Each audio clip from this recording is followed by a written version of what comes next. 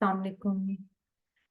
देखिए, last class में हमने एमसीक्यूज प्रैक्टिस करने का एक सेशन जो है वो स्टार्ट किया था कि हम पेरोल के एमसीक्यू डिस्कस कर रहे थे। हमने बीपी के क्वेश्चन डिस्कस किए थे और कुछ प्रैक्टिस क्वेश्चन किए थे। अब आज उसी प्रैक्टिस को कंटिन्यू करते हुए आज हमने इंशाल्लाह कैप्लिन किट के इस टॉपिक के जो है वो क्वेश्चन डिस्कस करने, ताकि मैक्सिमम जो है वो प्रैक्टिस क्लास में आपकी हो जाए। अब देखिए बेटा, जो पहला क्वेश्चन है 187, इसमें कह रहे हैं कि सेब packs goods on an assembly line. He is paid a different amount each week. इनके हर वीक का अमाउंट डिफरेंट होता है depending on his output of assembled goods. Depend करता है कि वो कितना आउटपुट जो है वो असेंबल कर रहे हैं, इसके ऊपर डिपेंड करता है अमाउंट, और हर वीक का अमाउंट डिफरेंट होता है। So by what method of remuneration is Sap paid? तो ये कौन सा मेथड ऑफ रेम्यूनरेशन लग रहा है? तो अगर अमाउंट डिपेंड कर रहा है कि वो कितने यूनिट्स बना रहे हैं, कितना आउटपुट के अकॉर्डिंगली अमाउंट डिपेंड कर रहा है, और इसी तरह अमाउंट भी डिफरेंट डिफरेंट है हर वीक का। तो यहाँ पर हमें जो लग रहा है, ये लग रहा है पीस वर्क। कि पीस वर्क में हमें जो है वो यूनिट्स के अकॉर्डिंगली होता है पेमेंट का सिलसिला। और उसमें जाहिर है, जब जितने पीसेस काम करते हैं उतने के लिए पेमेंट होती है, तो इस तरह फिर अमाउंट जो है वो वीक वाइज डिफरेंट होता है। तो इसलिए फिर इसका आंसर जो है वो ऑप्शन ए है।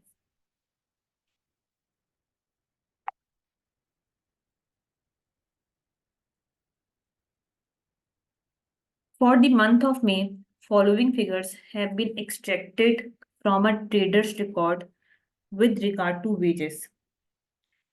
आपको इंफॉर्मेशन जो है वो गिवन है, ठीक है।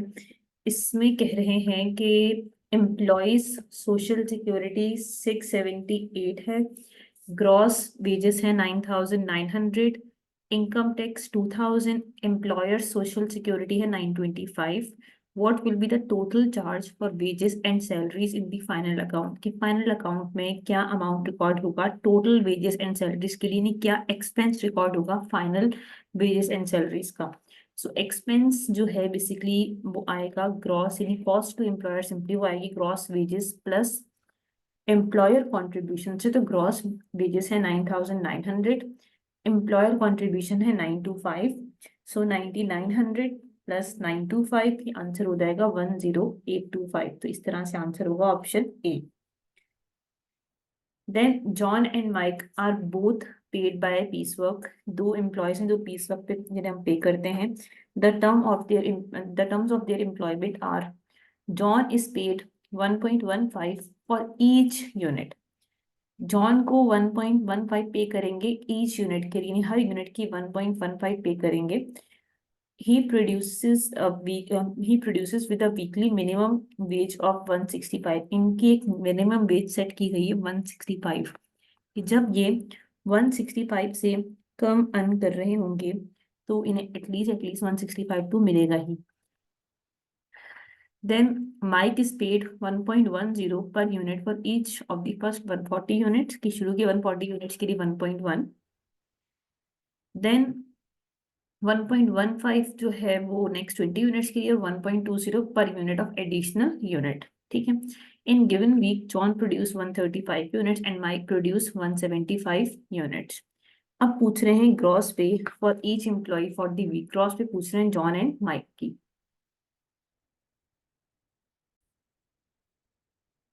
तो अब देखिए, अगर हम जॉन के लिए कैलकुलेट करते हैं तो आप ये देखें कि जॉन का जो रेट था वो 1.15 था ईच यूनिट के लिए। नहीं, सब यूनिट्स पे ये बताया होगा, लेकिन यहाँ पे गारंटेड मिनिमम वेज भी 165 है। हमें चेक करना पड़ेगा कि 165 अर्न कर रहे हैं नहीं कर रहे हैं। कम अर्न कर रहे हैं तो एटलीस्ट इतना हमें देना होगा, ठीक है। अब देख लेते हैं इन्होंने कितने यूनिट्स बनाए। इन्होंने टोटल 135 यूनिट्स बनाए। सो 135 यूनिट्स, रेट है 1.15 पर यूनिट। सो 1.35 इंटू, सॉरी 135 इंटू 1.15, ये हो जाएगा 155.25। तो इनका जो मिनिमम अमाउंट था वो 165 था। इन्होंने उतना नहीं किया, तो इसलिए फिर हम इन्हें एटलीस्ट 165 तो देंगे ही। तो जो जॉन अमाउंट रिसीव करेगा वो 165 होगा, ठीक है। यानी देखिए जॉन का ना 1.15 एक सिंगल रेट है सब यूनिट्स के लिए, तो इसका मतलब ये सिंपल पीस वर्क का क्वेश्चन है। तो जॉन सिंपल पीस वर्क से इनको हम पे कर रहे हैं, तो 1.15 का रेट है, 135 यूनिट्स बनाए हैं, तो ये 155.25 बन रहा है, जो कि 165 से कम अर्न कर रहे हैं, तो इसलिए एटलीस्ट इन्हें हम 165 देंगे। फिर अगर हम बात करते हैं माइक की, सो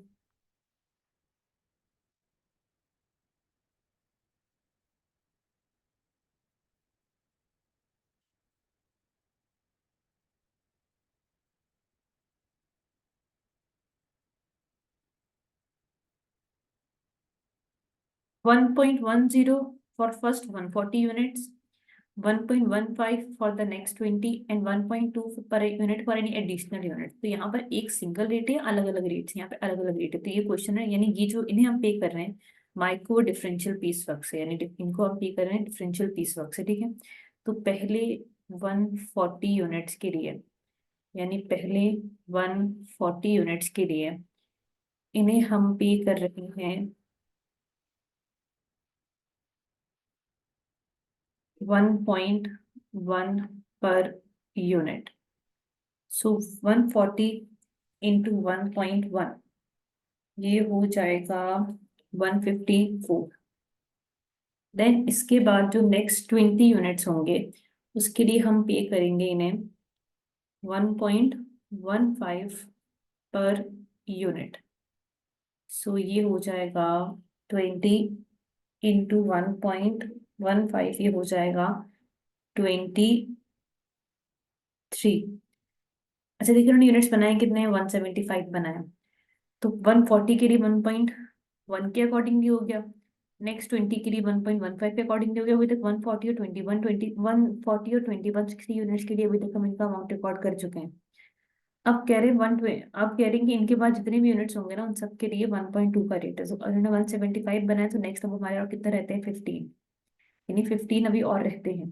सो इन 15 यूनिट्स के लिए इन 15 यूनिट्स के लिए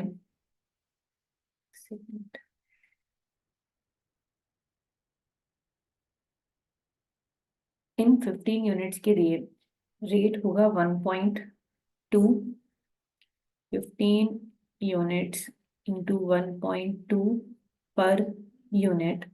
सो ये होगा 15 इंटू 1.2, ये होगा 18, सही। तो पहले 140 यूनिट्स के लिए 1.1 के अकॉर्डिंगली 154, उसके बाद वाले 20 यूनिट्स के लिए 1.15 के अकॉर्डिंगली 23, और उसके बाद जो इन्होंने 15 यूनिट्स बनाए उनके लिए 1.2 के अकॉर्डिंगली 18। सो अगर हम इन सबको ऐड कर दें, 18 प्लस 23 प्लस 154, ये हो रहा है 195। तो कितनी बन रही है ग्रॉस पे माइक की, बन रही है 195 और जॉन की थी 165। तो किस ऑप्शन में दोनों करेक्ट अमाउंट मेंशन है, ये मेंशन है ऑप्शन सी में, कि जॉन का 165 एंड माइक का 195। तो ये आंसर होगा ऑप्शन सी, तो ये आंसर है ऑप्शन सी।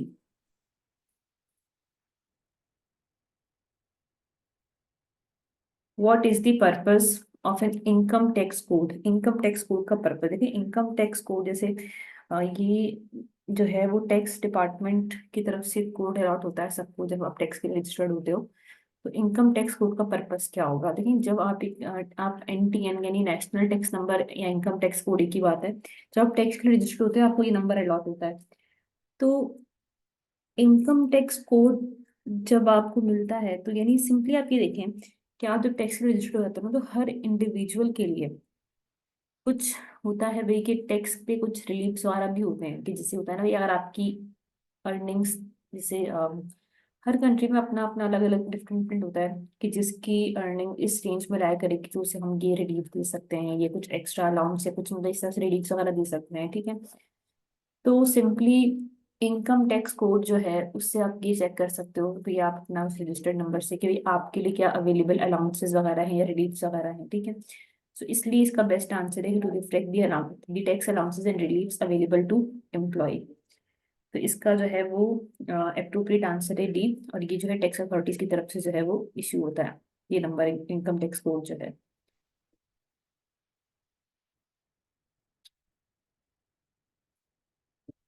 अच्छा, अब देखिए बेटा नेक्स्ट क्वेश्चन, थोड़ा सा लेंदी क्वेश्चन है ये, बट अच्छा क्वेश्चन है।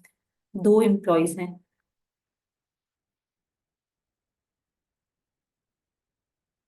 जेम्स एंड जेक, दोनों की ग्रॉस पे पूछ रहे हैं। लेकिन जेक्स के लिए कह सॉरी जेम्स के लिए कह रहे हैं कि इनकी बेसिक आवर्स हैं 40, मतलब बेसिक आवर्स का मतलब जिनमें नॉर्मली ये काम करते हैं, नॉर्मल वर्किंग आवर्स कितने हैं 40 हैं, और इनका रेट कितना है 6.2, तो ये बेसिक आवर्स हैं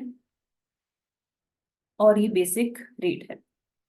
over time is paid at the rate of time and half, अगर ओवर टाइम काम करेंगे तो टाइम एंड हाफ देंगे वीकडेज के ओवर टाइम के लिए, लेकिन अगर ओवर टाइम वीकेंड पे करेंगे तो उससे भी डबल पे करेंगे। सही है।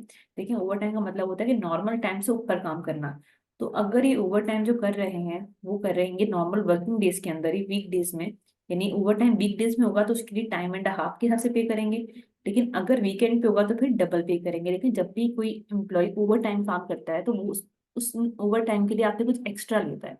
एक्स्ट्रा का मतलब है कि नॉर्मल रेट जो बेसिक रेट है वो तो लेगा ओवर टाइम के लिए भी, लेकिन उस बेसिक रेट के अलावा भी कुछ आपसे एक्स्ट्रा लेगा, कुछ प्रीमियम लेगा। ठीक है। तो ये बताया था जेम्स के बारे में कि बेसिक आवर्स हैं, बेसिक रेट है, और ओवर टाइम के लिए किस तरह से पे होगा। फिर जेक के लिए कह रहे हैं 35 आवर्स इनके बेसिक आवर्स हैं, रेट 7.4 है बेसिक रेट। ओवर टाइम के लिए कह रहे हैं कि paid at a rate of time and half for first 6 hours, कि शुरू के 6 घंटे जो ओवर टाइम के होंगे उनके लिए टाइम एंड हाफ, लेकिन 6 घंटे के ऊपर का जो ओवर टाइम होगा उसके लिए डबल। During the week James and Jake both work for 48 hours, दोनों ने 48 आवर्स काम किया है। अच्छा, अब ये कह रहे हैं कि 3 hours of which were at the weekend. अच्छा, ये वीकेंड के हिसाब से ओवर टाइम की पेमेंट जो है ना वो जेम के लिए कही गई थी, कि अगर वीकेंड पे ओवर टाइम होगा तो डबल है। जेक के लिए ऐसा कुछ नहीं है, जेक के लिए बस कहा है कि शुरू के 6 के लिए ये रेट और उसके बाद के ओवर टाइम आवर्स के लिए ये रेट है। तो ये वीकेंड वाली चीज हमें ना जेम से अप्लाई करनी होगी कि इनके ओवर टाइम में कुछ वीकेंड वाले आवर्स भी हैं, कि क्योंकि वहां पे इसका इम्पेक्ट आएगा कैलकुलेशन में। अब अगर हम जेम्स की बात कर रहे हैं तो लेकिन पहले तो हम जेम्स की बेसिक पे निकाल लेंगे। बेसिक पे कैसे आती है? बेसिक पे आती है basic hours into basic rate से।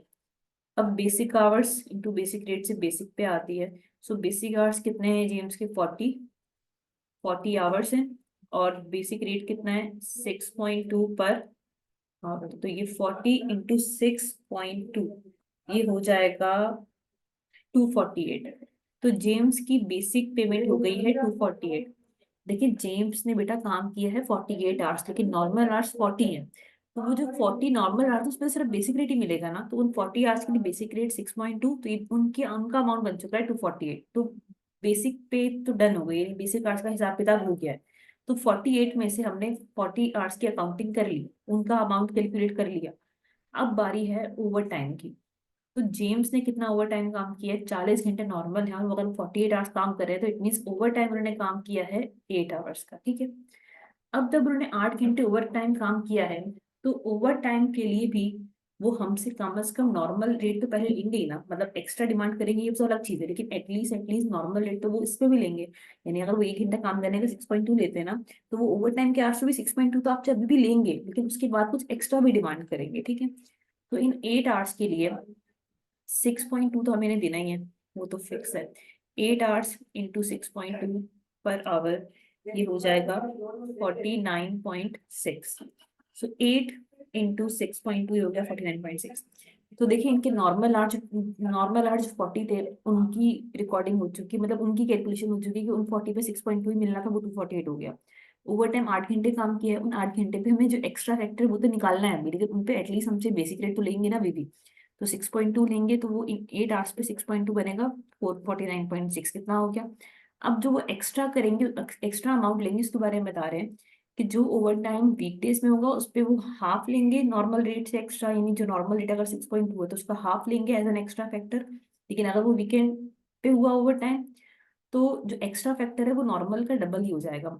यानी कि अगर नॉर्मल के लिए 6.2 लेते हैं ना, तो ओवर टाइम के लिए 6.2 भी लेंगे, और उसके बाद 6.2 एक और लेंगे वो एक्स्ट्रा फैक्टर के नाम से, यानी प्रीमियम के नाम से। ठीक है। तो अब देखिए इनका टोटल 8 घंटे का ओवर टाइम है, इन 8 घंटे पे हमसे ये 6.2 तो ले ही रहे हैं। अब वो जो एक्स्ट्रा प्रीमियम फैक्टर है वो हमें कैलकुलेट करना है। तो वो इस तरह से है कि 8 घंटे के ओवर टाइम में से जो 5 घंटे जो वीक डेज का ओवर टाइम है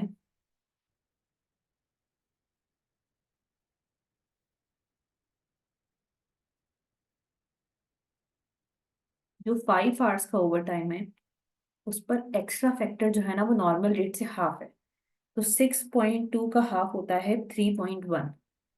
तो ये 3.1 पर आवर लेंगे इन 5 आवर्स के लिए एज एन एक्स्ट्रा फैक्टर।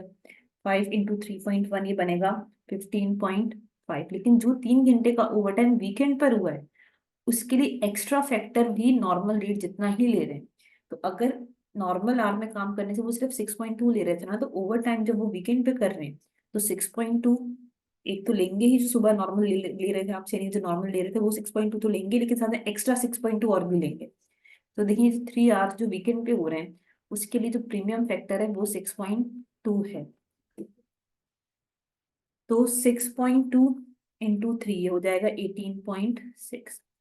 दोबारा सुने, देखिए इन्होंने 48 आवर्स काम किए हैं, 40 नॉर्मल आवर्स। तो नॉर्मल आवर्स जो जो नॉर्मल आवर्स है उसमें तो कुछ अभी ओवर टाइम नहीं आया ना बेटा, उसमें तो सिर्फ एक ही रेट है 6.2, जो नॉर्मल रेट है वो मिल गया 248 हो गया। 8 घंटे ओवर टाइम काम कर लिया, उन 8 घंटों के लिए पहले तो 6.2 का रेट जो वही नॉर्मल रेट है वो तो अभी भी ले रहे हैं आपसे, तो 8 × 6.2 वो 49.6 हो गया। अब वो एक्स्ट्रा फैक्टर कैलकुलेट करना है, प्रीमियम वाला जो फैक्टर है वो कह रहे हैं कि अगर हमारा ओवर टाइम जो है वो वीकडेज में होगा तो वो एक्स्ट्रा फैक्टर हम नॉर्मल रेट का सिर्फ हाफ ले लेंगे।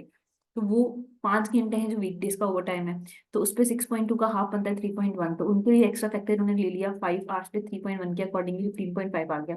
लेकिन जो 3 घंटे ओवर टाइम हुआ वीकेंड पे, अब जरा बेटा वीकेंड तो जो है वो एक होता है ना कि भाई आपको कोई, जैसे 9 to 5 भी एक एम्प्लॉय का जॉब का टाइम है जो उसने आपको कमिट किया है, लेकिन उसके बाद वाले आज पता है उसके अपने हैं, वो आपको अपने पर्सनल टाइम में से टाइम दे रहा है, तो इसलिए वो आपसे उसके लिए एक्स्ट्रा ले रहा है।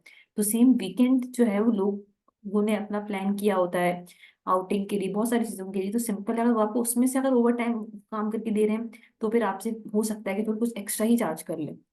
तो वही देखो कि आपसे जो वीकेंड वाला ओवर टाइम है ना 3 घंटे का, उस पर भी यानी उस पर आपसे जो एक्स्ट्रा फैक्टर ले रहे हैं वो कह रहे हैं कि जितना हम एक नॉर्मल के लिए लेते थे उससे डबल हम आपसे इसका चार्ज कर रहे हैं, ठीक है। तो इन 3 आवर्स पे 6.2 के अकॉर्डिंगली 18.6, टोटल 8 घंटे का ओवर टाइम है, 8 घंटे पे 6.2 भी लिया, और इसके अलावा ये 8 घंटों का भी देख लो प्रीमियम फैक्टर भी हमने कैलकुलेट कर लिया। प्रीमियम फैक्टर जो है वीकडेज के अकॉर्डिंगली अलग था और वीकेंड के अकॉर्डिंगली अलग था। सो 248 प्लस 49.6 प्लस 15.5 प्लस 18.6, ये हो गया 331.7। तो जेम्स की ग्रॉस पे बन रही है 331.7। देखिए ऑप्शन में नजर आ रही बेटा में 331.7, तो आंसर या तो ए होगा या बी होगा, क्योंकि ये अमाउंट इन दोनों में ही है, इनमें तो ये अमाउंट नहीं है 331.7 का। अब जेक की बात कर लेते हैं। जेक के नॉर्मल आवर्स 35 में, तो पहले तो हम नॉर्मल आवर्स की पेमेंट कैलकुलेट कर लें।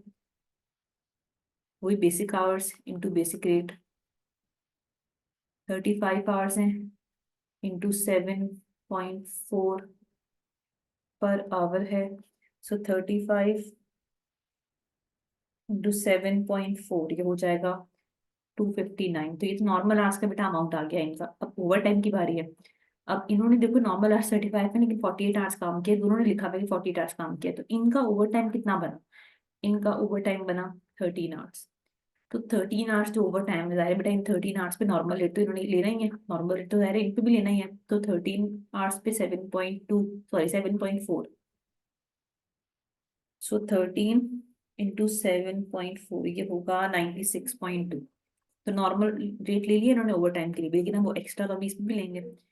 अब एक्स्ट्रा के लिए कह रहे हैं कि जो शुरू के 6 आवर्स के ओवर टाइम थे उस पर बस बेसिक रेट का हाफ दे देना एज एन एक्स्ट्रा फैक्टर, तो वो हाफ बनेगा 3.7 पर आवर। सो 6 × 3.7 ये हो जाएगा 22.2। लेकिन जो 6 के बाद यानी ओवर टाइम टोटल 13 घंटे का है ना, तो उसमें से शुरू के जो 6 घंटे हैं उसमें जो एक्स्ट्रा फैक्टर है वो सिर्फ हम बेसिक का हाफ ले लेंगे। लेकिन जो इसके बाद के आवर्स होंगे, तो इसके बाद टोटल अगर 13 आवर्स है तो उसमें से देखो 6 के बाद कितने बचे हैं और 7, तो उसके लिए एक्स्ट्रा फैक्टर जो है वो हम नॉर्मल रेट का सिंपल डबल कर देंगे। मतलब अगर नॉर्मल आवर्स पे सिर्फ देखो 7.4 ले रहे हैं, तो इन 13 आवर्स पे हमसे वो 7.4 लेने के बाद भी कुछ एक्स्ट्रा ले रहे हैं, तो इन 3 आवर्स पे 7.4 एक्स्ट्रा फैक्टर के नाम से भी लेंगे। तो 7.4 × 7 ये हो जाएगा 51.8। सो टोटल ये हो जाएगा 22.2 प्लस 2 ये हो जाएगा 1 से प्लस 259 हो जाएगा 429.2। देखिए बेटा इन्होंने 35 आवर्स इनके नॉर्मल आवर्स है, तो उन 35 तो नॉर्मल आवर्स की अगर हम बात करेंगे तो उस पर तो भी जो नॉर्मल रेट बनता है वही मिलेगा, बस 7.4, तो ये 259 बन गया। ओवर टाइम इन्होंने टोटल 48 आवर्स काम किया, 13 घंटे का ओवर टाइम है। उन 13 घंटे के लिए पहले हमसे भी नॉर्मल 9 to 5 वाला रेट तो भी लेंगे, 7.4 ले रहे हैं उसके लिए, तो 96.2 बन रहा है। लेकिन इन 13 पे सिर्फ एक ही लेकर चुप नहीं करेंगे, हमसे एक्स्ट्रा फैक्टर मांगेंगे, वो प्रीमियम कहलाता है। तो मुझे एक्स्ट्रा फैक्टर है, वो कह रहे हैं कि मुझे एक्स्ट्रा फैक्टर का रेट हम ऐसे करेंगे कि जो पहले 6 घंटे ओवर टाइम के होंगे उस पर नॉर्मल रेट का हमें हाफ दे देना, तो वो 7.4 नॉर्मल रेट, उसका हाफ 3.7 बन गया। लेकिन 6 घंटे के बाद जो ऊपर का ओवर टाइम है, अब ज़ाहिर हमने ओवर टाइम ज़्यादा कर लिया है, तो उस पर हमें जो है वो एक्स्ट्रा फैक्टर में भी नॉर्मल रेट पूरा ही चाहिए। तो अब देखो इन आखिरी वाले 7 आवर्स के लिए ये 7.4 प्रीमियम के नाम से भी लिया, और यहाँ देखो 7.4 नॉर्मल नॉर्मल के नाम से भी, तो डबल ही बन गया ना एक तरह से, ठीक है। तो ये इन सबको मिलाएं, इनकी क्रॉस पे कितनी बन गई, 429.2। तो इसके अकॉर्डिंगली जो आंसर होगा वो होगा option B.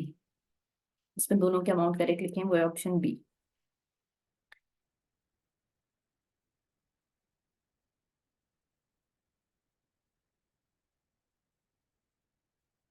Percy and Peter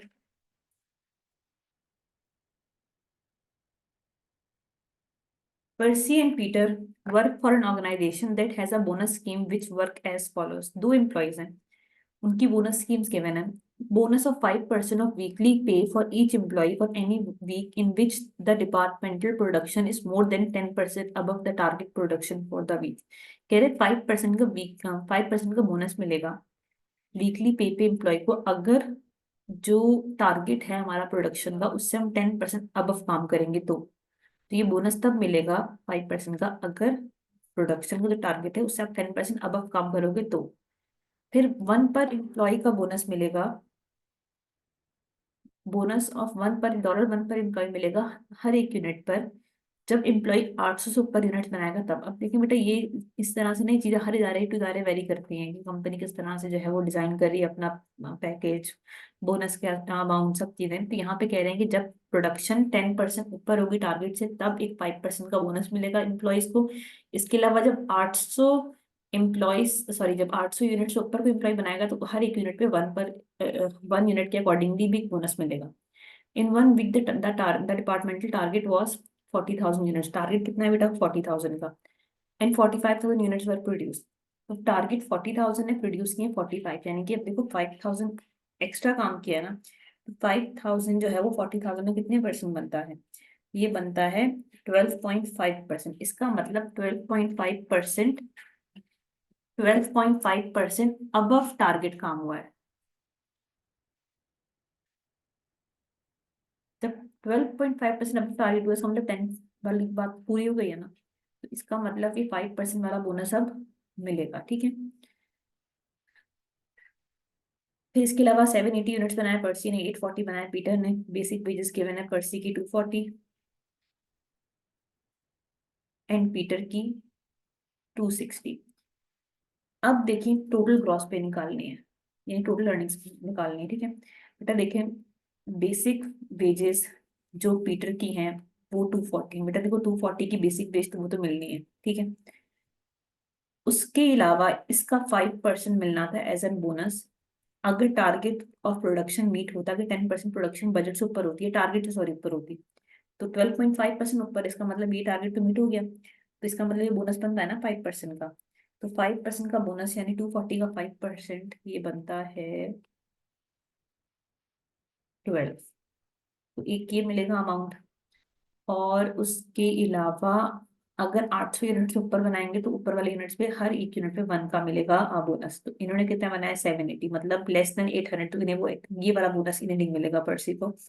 तो इनकी जो अर्निंग्स होंगी वो 240 प्लस 12 252 होगी। तो इनकी बेसिक पेज 240 थी बोली, क्योंकि टारगेट यानी प्रोडक्शन टारगेट से 10% ऊपर ही हुई, यानी 12.5% ऊपर हुई, यानी ये चीज मीट हो गई, तो इसलिए 5% का 240 में बोनस मिल गया, 252 बन रहा है पर्सी का। अगर हम पीटर का देखें तो इनकी बेसिक वेज कितनी है, इनकी बेसिक वेज है 260। अच्छा इनको ही बोनस मिलेगा, क्योंकि जाहिर है जब वो अचीव हो गया टारगेट तो अब सबको मिलेगा, तो 260 का 5% ये हो जाएगा 260 का 5% ये बनेगा 13। और इन्होंने कितने यूनिट्स प्रोड्यूस किए हैं 840, मतलब कि 800 से ऊपर ना, सो 840 लेस 800, कितने यूनिट्स इन्होंने ऊपर प्रोड्यूस किए हैं 40। सो 40 पर 1 के अकॉर्डिंगली ये बनेगा 40 एग्जैक्ट। सो 40 प्लस 13 प्लस 260, इनकी अर्निंग्स बन रही हैं 313। तो आंसर है बेटा इसका 252 और ये वाला ए इसका आंसर है 252 और 313। आंसर है ऑप्शन ए। अच्छे क्वेश्चन है बेटा ये सारे। Then 193, Anish manufactures wooden pallets and employs people on a piece rate scheme of 2 per pallet made.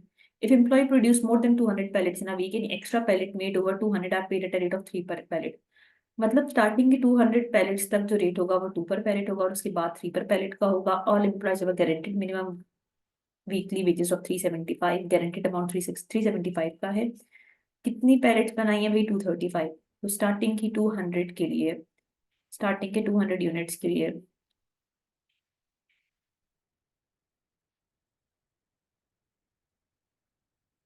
Rate है 2 पर यूनिट के अकॉर्डिंगली 400 का।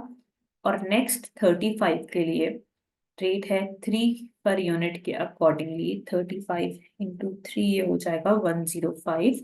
तो अमाउंट जो ये अर्न कर रहे हैं वो बन रहा है 505 which is above the guaranteed minimum wage. So it means इन्होंने अर्न किया है 505, तो इन्हें ये 505 ही इनकी क्रॉस पे, यही इनको जो है वो यानी यही इनकी क्रॉस पे होगी। ठीक है, अगर होता ना कि भाई ये अर्न करते 300 तो हम बोलते भाई 300 नहीं एटलीस्ट 375 इनकी क्रॉस पे बनेगी, लेकिन इन्होंने अर्न किया 505 which is above the guaranteed minimum wage, ये इनकी क्रॉस पे हो जाएगी यहाँ पे। सो ये इनकी क्रॉस पे है 505।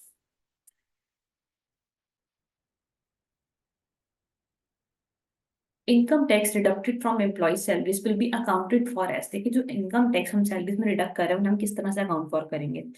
देखिए इनकम टैक्स हमें एक एंड से एम्प्लॉय की सैलरी से डिडक्ट करना है, दूसरे एंड से हमें देना है गवर्नमेंट को। तो जब तक हम वो पे नहीं कर देते हमारे ऊपर एक लायबिलिटी रहेगी कि ये टैक्स हमें गवर्नमेंट को पे करना है। ठीक है, और देखें इनकम टैक्स हम यानी हम एम्प्लॉय ग्रॉस पे में से ही डिडक्ट करते हैं ना, इनकम टैक्स एनआईसी वगैरह।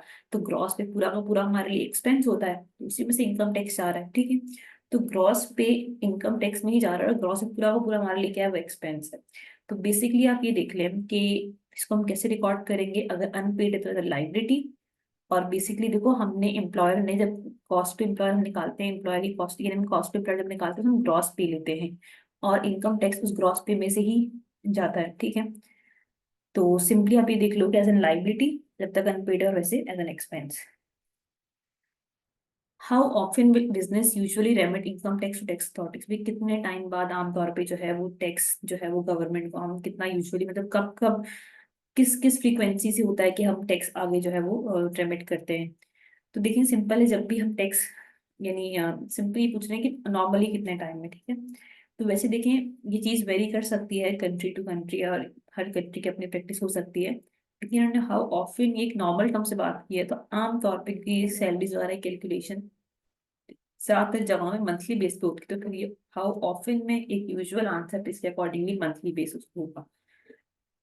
तो usually on a monthly basis, but ये चीज वेरी कर सकती है from country to country, but normal के अकॉर्डिंगली मंथली।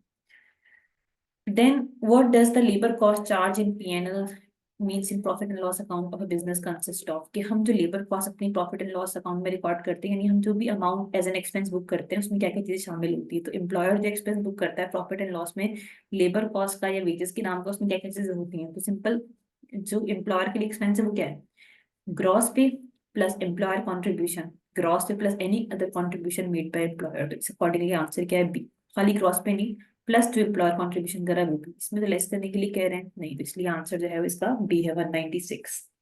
196 का आंसर बी है। Sophie's annual salary is 15,000। Annual salary का मतलब बेटा पूरे साल की सैलरी 15,000 है, $15,000। शी इज पेड 4 वीकली, इन्हें पे करते हैं 4 वीकली, नहीं बेटा वही एक मंथ में 4 वीक्स होते हैं ना, तो 4 वीक के बाद इन्हें मंथली एक तरह से पे करते हैं। And is allowed 8 weeks annual leave. तो ये अलाउड लीव का मतलब होता है ये पेड लीव्स ही होती हैं। What will be the gross pay on each of her pay slip, her pay slip पर क्या अमाउंट होना चाहिए। देखिए ग्रॉस सैलरी, देखिए एनुअल सैलरी 15,000 यानी पूरे साल की सैलरी $15,000 है। She is paid 4 weekly, means 4 week के बाद पेमेंट होती है, तो 4 वीक में मंथ एंड हो जाता है। पूरे सारे 52 वीक्स होते हैं, तो अगर हम 52 से डिवाइड करेंगे हमारे पास पर वीक सैलरी आ जाएगी। सो 15,000 डिवाइडेड बाय 52 पर वीक सैलरी आ जाएगी। और बेटा ये कब पे करते हैं, आफ्टर एवरी 4 वीक, तो 4 वीक में 4 वीक का अमाउंट पे करेंगे। तो 15,000 डिवाइडेड 52 करेंगे, पर वीक का अमाउंट आएगा, इंटू मल्टीप्लाई बाय 4 करेंगे, तो ये बनेगा हमारे पास कि 1153.85। यानी देखिए बेटा सिंपल सी बात है, $15,000 पूरे साल की एनुअल सैलरी, लिखा हुआ एनुअल सैलरी है, 52 वीक्स होते हैं साल में, ये पे कर रहे हैं आफ्टर एवरी 4 वीक्स।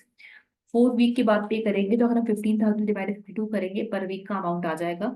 और क्योंकि 4 वीक्स के बाद पे कर रहे हैं, तो वो पर वीक के अमाउंट को मल्टीप्लाई 4 करेंगे, तो 4 वीक के बाद जब पे करेंगे, तो 4 वीक का अमाउंट पे करेंगे, तो 4 वीक के बाद जब पे करेंगे, तो कितना होगा भाई, 1153।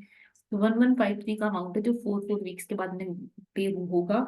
तो हर पे स्लिप जो जाहिर है वो फिर 4 वीक के बाद जो पे स्लिप बन रही है उसमें अमाउंट कितना शो होगा, 1153 का ग्रॉस पे का अमाउंट शो होगा, ठीक है। सो 15,000 एनुअल अमाउंट पर वीक के लिए डिवाइड किया 52 से, उसको फिर मल्टीप्लाई करना है 4 से, क्योंकि इन्हें हम जो पे कर रहे हैं वो कर रहे हैं 4 वीकली बेस पे। तो 4 वीक के बाद जब इन्हें पे कर रहे होंगे तो अमाउंट होगा 1153। और पे स्लिप लाइक जब पे करें तब बनेगी, तो फिर पे स्लिप पे कितना ग्रॉस पे का अमाउंट शो होगा, 1153 का।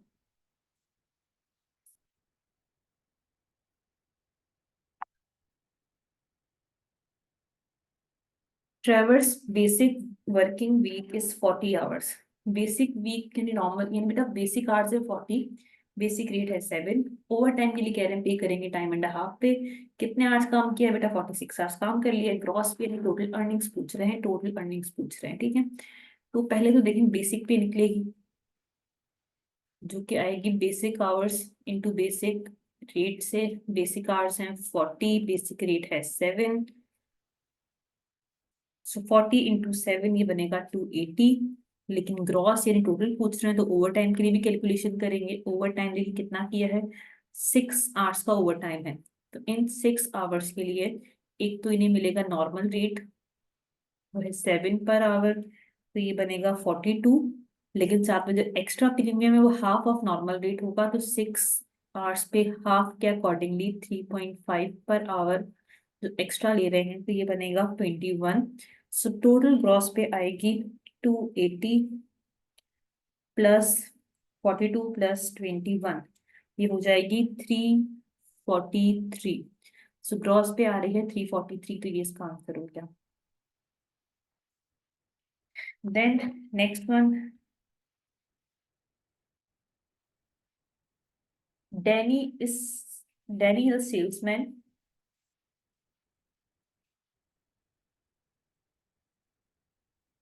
Danny is a salesman selling medical equipment. He receives a commission of 2% of all sales plus 0.5% of sales of individual item over 20,000 each and a further 1,000 on sales exceeding 70,000 a month. कह रहे हैं कि Danny एक salesman है जो medical equipment जो है वो सेल करते हैं। इन्हें कमीशन मिलेगा 2% का इनकी पूरी सेल्स के ऊपर है। जब ये सेल्स बताएंगे ना हमने इतनी सेल्स की हैं, तो उस पे एक तो मिलेगा 2% का स्ट्रेट कमीशन। फिर जो इन्होंने इक्विपमेंट सेल किए हैं उसमें अगर कोई इक्विपमेंट 20,000 से ऊपर वाले अमाउंट का होगा, तो सिर्फ उन उन इक्विपमेंट्स पे जो 20,000 से अबव होंगे उस पे 0.5% का भी एक अलग से अमाउंट मिलेगा, ठीक है। और इसके अलावा जब भी इनकी किसी मंथ की सेल 70,000 से एक्सीड हो जाएगी, तो ऊपर जो एक्सीड किया हुआ अमाउंट होगा उस पर भी इन्हें 1% का एक जो है वो क्या कहते हैं फर्दर जो है वो एक बोनस मिलेगा, ठीक है। तो देखिए बेटा बड़ा अच्छा इदारा है, बहुत तरह से मोटिवेट कर रहे हैं भाई काम करने के लिए, कि 2% तो जो आपका टोटल अमाउंट बनेगा उस पर हम एक देंगे आपको एज अ कमीशन। फिर जो 20,000 से ऊपर यानी जो महंगे महंगे इक्विपमेंट बेचे हैं, जो 20,000 से ऊपर की मालियत के होंगे, उस पर 0.5% का भी जो है वो कमीशन देंगे। और फिर जब आपकी टोटल सेल्स किसी भी मंथ में एक्सीड कर जाएगी 70,000 को, तो जो एक्सीडेड अमाउंट है उस पर भी हम जो है वो अलग से 1% का भी जो है वो कमीशन दे देंगे। तो अब सिंपल देख लेते हैं इन्होंने कितनी परफॉर्म क्या किया है, लाइक इनकी क्या सेल्स वगैरह थी।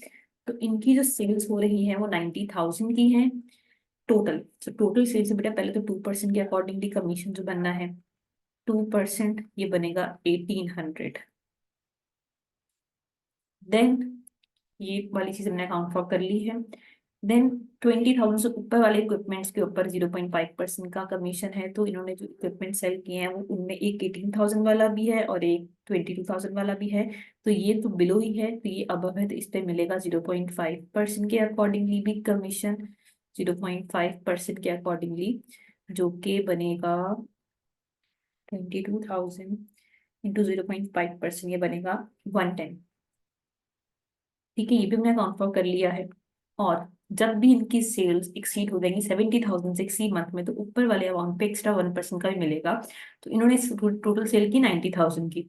सो 90,000 लेस 70,000, कितने कितना एक्सेस है 20,000 का। तो इस 20,000 पे 1% एक्स्ट्रा, तो कितना बनेगा, ये बनेगा 200। तो इस तरह से सिर्फ कमीशन इनका बन रहा है 200 प्लस 110 प्लस 1800, 2110। तो आंसर आएगा ऑप्शन डी। सो आंसर आ रहा है ऑप्शन डी, कमीशन का अमाउंट है।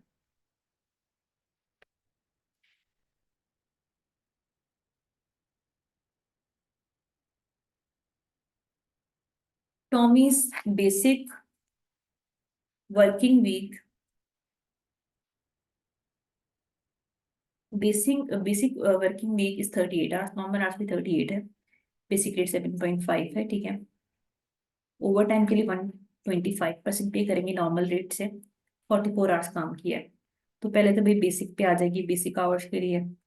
So basic hours 38 into 7.5 per hour,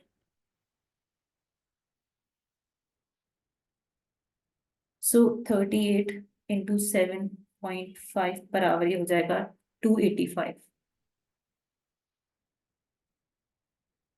सो 38 आवर्स इंटू 7.5 के अकॉर्डिंगली हो जाएगा 285। अब 44 आवर्स काम किया, मतलब ओवर टाइम है 6 आवर्स का। इन 6 आवर्स पे बेसिकली कभी भी मिलेगा, तो 7.5, 7.5 है यहाँ पर। सो 7.5 पर आवर, यानी नॉर्मल रेट तो बेटा अभी ओवर टाइम के लिए भी लेंगे ना, अगर 6 घंटे ओवर टाइम काम करे तो नॉर्मल रेट तो अभी भी इन आवर्स के भी लेंगे, कम से कम वो तो लेंगे अभी भी। सो 45 ये हो गया, लेकिन साथ में जो एक्स्ट्रा है ना वो एक्स्ट्रा 25%। देखिए 125% का मतलब है कि 100% के ऊपर 25%, तो नॉर्मल और 25% अगर प्रीमियम। तो 7.5 का 25% बनता है 1.875। तो 1.875 जो नहीं एक्स्ट्रा फैक्टर यानी प्रीमियम फैक्टर है। तो 6 इंटू 1.875 पर आवर, ये हो जाएगा 11.25। सो टोटल जो ग्रॉस पे बन रही है वो बन रही है 341.25। सो आंसर है ऑप्शन सी। सो आंसर है ऑप्शन सी। सिंपल क्वेश्चन थी कि अभी प्लस 125% का मतलब होता है कि 100% और प्लस 25%। 100% का मतलब हुई नॉर्मल रेट और साथ में 25% एक्स्ट्रा एज इन प्रीमियम। कौन सा बेटा पेरोल का फंक्शन नहीं है, क्या काम पेरोल वाले नहीं करते हैं, सिर्फ क्रॉस पे कैलकुलेशन करते हैं और टैक्स वगैरह के डिडक्शन कैलकुलेशन भी काम करते हैं, डिस्ट्रीब्यूशन ऑफ पे स्लिप भी ना काम है। नोटिफिकेशन ऑफ हॉलीडे इंटाइटलमेंट नहीं बेटा, ये जो है वो पेरोल वालों का काम है, तो ये इनका काम नहीं है। सबसे ये पूछ रहे हैं कौन सा फंक्शन नहीं है, तो नहीं मैं बताना है, तो ये नहीं है, तो ये इसका आंसर है। By which of the following would it be unlikely to analyse the payroll, हम किस गिवन ऑप्शन में किस वे में पेरोल को एनालाइज नहीं करेंगे। अनलाइकली का मतलब कि नहीं करेंगे इस बेसिस पे। तो हम देखें, हम अगर हमारा जो हमारा ऑर्गेनाइजेशन है वो जोग्राफिकली स्प्रेड है, तो हम पेरोल को जोग्राफिकली एनालाइज कर सकते हैं, डिपार्टमेंट वाइज एनालाइज कर सकते हैं, फैक्ट्री वाइज कर सकते हैं, बट होम एड्रेस वाइज करना थोड़ा सा अप्रोप्रिएट या कोई इतना अनलाइकली कि हम ऐसा कुछ ऐसा बेस यूज करें एनालाइज करने के लिए। तो अनलाइकली ही पूछा है, तो वो आंसर है सी, कि भाई पेरोल एनालाइज कर रहे हैं तो एम्प्लॉयज के होम एड्रेस वाइज करना थोड़ा अनलाइकली फैक्टर है। पॉसिबल ऑप्शन वैसे तो हम ज्योग्राफिकली कर सकते हैं, डिपार्टमेंट वाइज, फैक्ट्री वाइज, तो आंसर इसका फिर सी, ये थोड़ा अनलाइकली हो जाएगा। Which of the following is not use to authorise pay. Pay authorise करने एम्प्लॉय के लिए इनमें से क्या यूज नहीं होगा? ऑथराइजेशन के लिए बेटा, ऑथराइजेशन के लिए। सही है। ऑथराइजेशन हम किसी और से करवाते हैं, मतलब डायरेक्ट ऑथराइज कोई और करता है, ठीक है, ऊपर से हम ऑथराइज करवाते हैं, इस तरह से होता है ना। नॉट यूज, इनमें से क्या चीज ऑथराइजेशन के लिए यूज नहीं होगी? Counter sign time sheet. Counter sign का मतलब बेटा किसी ने साइन की हो प्रॉपर, तो उस पर कोई होगा ना कि हाँ उस पर थोड़ा ट्रस्ट होगा कि सही है, लेक्चर ऑथराइज किया हुआ है। Job card confirmation bye manager, देखिए मैनेजर ने कंफर्म किया हुआ है, तो इसमें एक ऑथराइजेशन नजर आ रही है। Weekly time sheet sign by management, भी मैनेजमेंट ने साइन की हुई है, अगेन एक ऑथराइजेशन शो हो रही है। सेल्फ सर्टिफाइड वर्कशीट की जो खुद एम्प्लॉय ने वही शीट सर्टिफाइड की है, तो बेटा ऑथराइजेशन के लिए कोई थर्ड पर्सन की इन्वॉल्वमेंट, कुछ श्योरिटी, कोई कंफर्मेशन, इस तरह की कोई हिंट हो तो पता चलता है कि ऑथराइज की है। सेल्फ सर्टिफाइड का मतलब खुद ही जो उन्होंने की है बेटा, उसमें कोई ऑथराइजेशन नजर नहीं आ रही, तो ये ऑथराइजेशन यहाँ पे जो है वो सिंपली ये ऑथराइजेशन की हिंट नहीं है, फिर यहाँ पे ऑथराइजेशन नहीं हो रही है, ठीक है। तो कौन सी ऑथराइजेशन में भी यूज नहीं होगी? Self certified worksheets. बाकी सब देखो ऑथराइज है, किसी ने किसी में पता चल रहा है, किसी ने किससे अप्रूव है, साइंड है, कुछ इस तरह से। An employee believes that he has been underpaid. एक एम्प्लॉय को लग रहा है कि उसे हमने कम पे किया है, तो हम ये कैसे चेक कर सकते हैं? तो ये चेक करने के लिए हम टैक्स अथॉरिटीज, देखिए टैक्स वाला को टैक्स जा रहा है, अब एम्प्लॉय को लग रहा है वो कम पे हुआ है, उसको कम पे किया, उसका अमाउंट सही कैलकुलेट नहीं हुआ शायद, कुछ भी इस तरह से, तो इसके लिए हम टैक्स वालों को क्यों कॉन्टेक्ट करेंगे?